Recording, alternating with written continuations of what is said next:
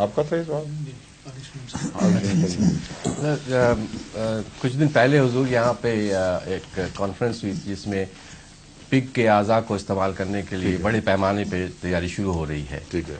تو یہ پوچھنا تھا حضور کہ اس کے اعضاء کو استعمال کرنے سے انسان کی اخلاقی کردار پر اثر پڑے گا؟ اول تو یہ کہ پگ سے جو کراہت ہے جی جی اس کے ساتھ شاذ کوئی ہوگا جو قبول کرے پگ کی جان جز کو اپنا جز بنانا. جی جی لیکن مجھے یہ بتائیں کہ جہاں ایک آدمی مر رہا ہو جی وہاں پگ کھانے کی اجازت ہے کہ نہیں؟ جی ضرور تو پکی جاتا اس ہے. کے اخلاق پر کیا اثر پڑے گا؟ وہ کھا کے ہضم کر لے تو خیر بھول بھی جائے، مگر اعضاء جو ہے کسی پگ کا دل لگا لے تو وہ تو ہمیشہ رہے گا، دل میں لگا رہے گا. یہ پگ کا دل میرے دل میں ہی لگا ہوا ہے.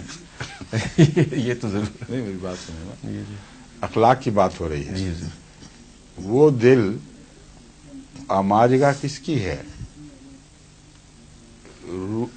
روح کی یا کسی اور چیز کی؟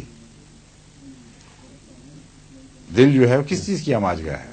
روح کی آماجگاہ ہے. جی اگر کسی دل کے ساتھ روح بھی آتی ہو تو پھر ضرور ہر وقت پگش ہو جائے گا وہ آدمی، جی ہر وقت پگ کی باتیں سوچے گا.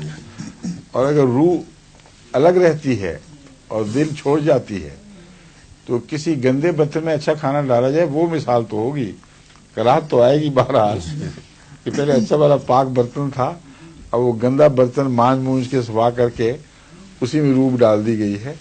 یہ تکلیف تو ہے، یہ جذباتی ہے. جی لیکن یہ غلط ہے کہ پگ کی روح جن باتوں سے سوچتی ہے یا جو اس کے مزاج ہیں وہ اس کے خالی دل کے ساتھ یہاں پہنچ جائیں گے.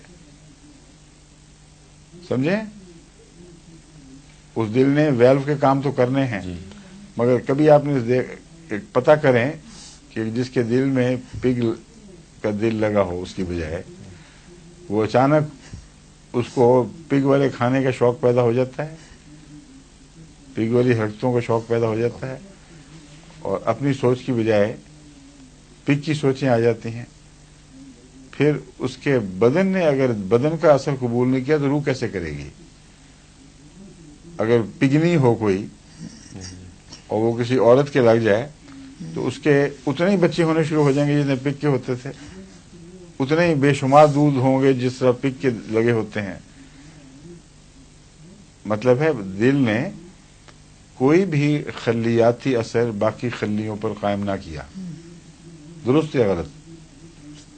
درست ہے. آنکھیں بھی پگش ہو گئی اس کی، ناک بھی بدلا، تھوتنی بھی بدلی، جسم بال اس کے طرز میں کوئی فرق آیا؟ کوئی نہیں آیا. تو جو بدن موجود ہے اندر اس سے تو انکار ہی کوئی نہیں، وہ بدن پہ تو اثر ڈال نہیں سکا اور جو روح موجود نہیں ہے وہ روح پہ اثر ڈال دے گی. یہ کون سی منطق ہے؟ بدن کا ٹکڑا تو ہے، وہ اپنے ساتھی بدن پہ تو اثر ڈال نہ سکا. اس لیے کراہت کا مضمون ضرور ہے،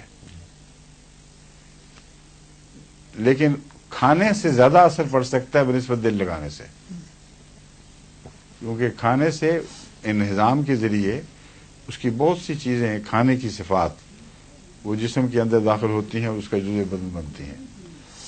دل اپنی ذات میں اپنی کوئی چیز گھولتا نہیں ہے جو بدن کا وجود بناتا ہو. دل صرف ایک مشین ہے، پمپنگ مشین، اور کچھ اس کا مخفی کام وہ ہے جو زندہ شخص جس کے اندر دل دھڑک رہا ہے وہ ہمیشہ اس کی روح کے تابع رہے گا. اس لیے اس کو روح کی سیٹ کہا جاتا ہے. کوئی گھبراہٹ ہو تو دل پہ لوگ ہاتھ ڈالتے ہیں، سوچتے یہاں سے ہیں اور ہاتھ دل پہ جاتا ہے. اس کا مطلب ہے کہ اس کا اثر کوئی ہے اندر، تبھی خدا تعالیٰ نے فؤاد کا لفظ آخری فکر کے لیے استعمال فرمایا ہے.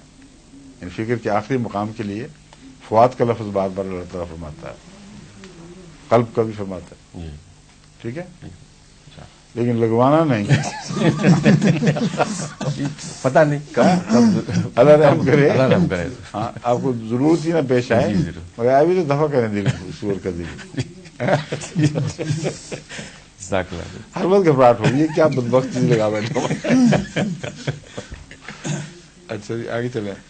ظہور مہدی آخر زمان